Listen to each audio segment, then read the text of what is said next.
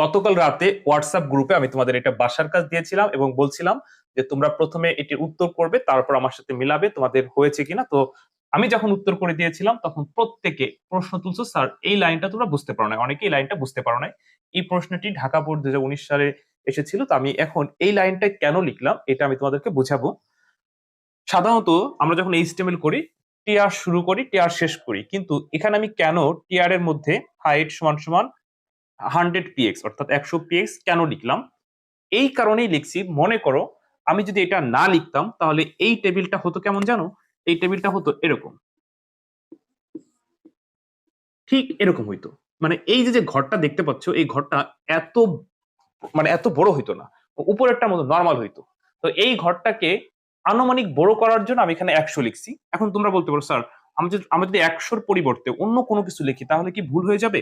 না, ধরো তুমি এখানে যদি 50 লেখো তাহলে এই ঘরটা আর একটু অর্ধেক হবে। তুমি যদি এখানে 200 লেখো তাহলে এই ঘরটা আরো বড় হবে। এই হচ্ছিল ব্যাপারটা।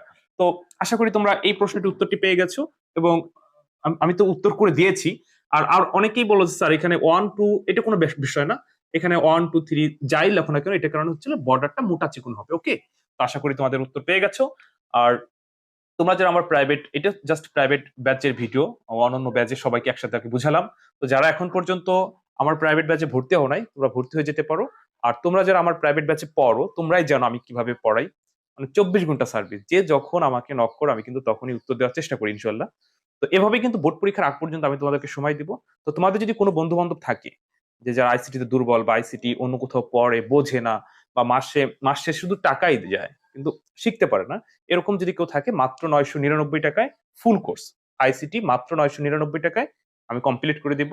আর কোনো ফি দিতে হবে না, এর ভিতরে suggestion, record class, live class সব থাকতেছে। ওকে, তো যদি তোমাদের কোনো বন্ধু বান্ধব থাকে যে আইসিটি নিয়ে দুশ্চিন্তা আছে, পারে না, তাহলে তোমরা ভর্তি করে দিতে পারো নিঃসন্দেহে, কারণ তোমরাই জানো যে আমি তোমাদের কিভাবে সার্ভিস দিচ্ছি।